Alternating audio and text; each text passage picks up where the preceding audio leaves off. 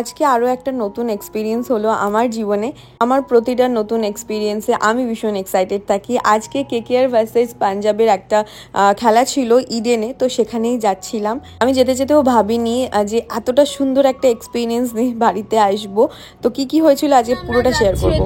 KKR versus Punjab, তাই তো ইয়ের ম্যাচ দেখতে, যেটা আমি এই মুহূর্তে জানলাম কার কার সঙ্গে, মানে দুটো টিমের নাম আমি আগে জানতামও না। মেনলি এরা টিকিট পেয়েছিল, 4টে টিকিট মোট পেয়েছিল, সেই কারণে আমরাও যাচ্ছি। 4টে টিকিট পাইনি, 4টে টিকিট আমি ইন্ডিয়া পাকিস্তান, মানে ইন্ডিয়ার সাথে খেলা হলে আমার দেখতে ভালো লাগে। এই খেলাগুলো আমি আবার দেখিও নাই, কিছু জানিও না কে জিতছে কে হারছে, কিন্তু আমরা যাচ্ছি হচ্ছে প্রথমে কালেক্ট করবো টিকিট, কারণ এদের এখনো টিকিট দেয়নি। ম্যাচ হচ্ছে 7:30 থেকে, এখন আমরা বেরিয়ে গেছি 4:30টার সময়, কারণ টিকিট কালেক্ট করবো। তারপরে ওটা 7:30 থেকে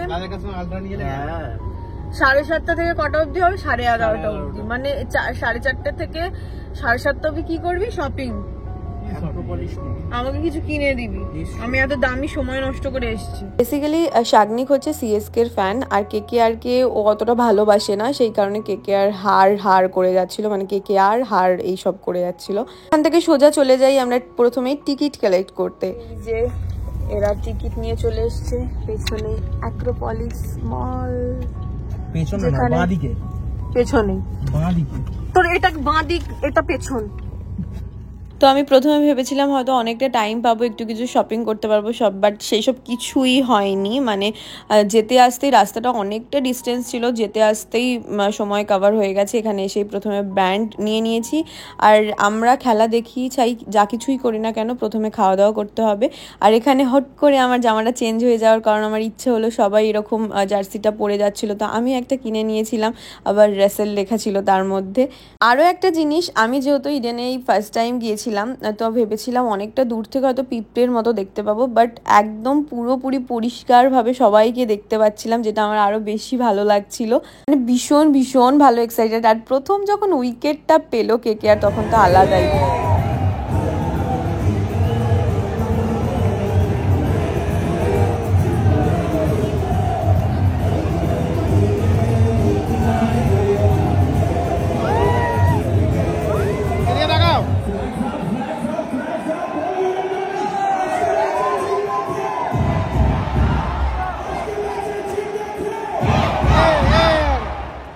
সত্যি জীবনে সব কিছু এক্সপিরিয়েন্স করা ভীষণ বেশি দরকার, তার জন্য জীবনে অনেক অনেক বেশি খাটতে হবে, টাকা ইনকাম করো, আর এইরকম সুন্দর সুন্দর মেমোরি ক্রিয়েট করো।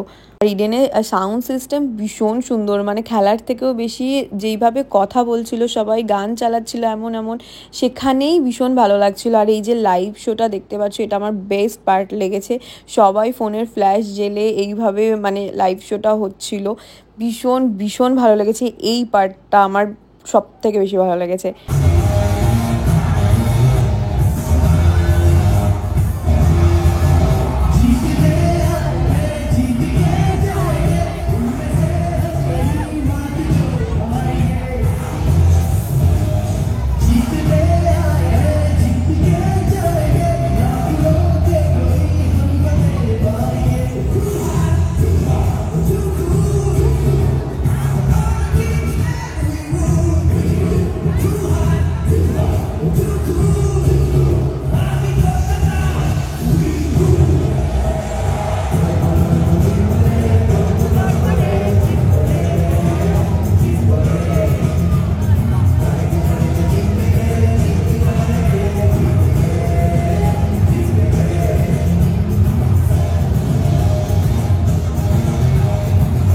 লাইফ টাইম একটা মেমোরি নিয়ে আমি আজকে ইডেন থেকে বাড়ি গিয়েছিলাম। যদিও তোমরা সবাই জানো সেদিন খেলাটা আমরা পুরোপুরি দেখতে পারিনি, কারণ প্রচণ্ড বেশি বৃষ্টি হয়ে গিয়েছিল। মানে জাস্ট পাঞ্জাবের খেলাটা হয়েছিল, আর পাঞ্জাব আজকে ভীষণ ভালো খেলেছিল।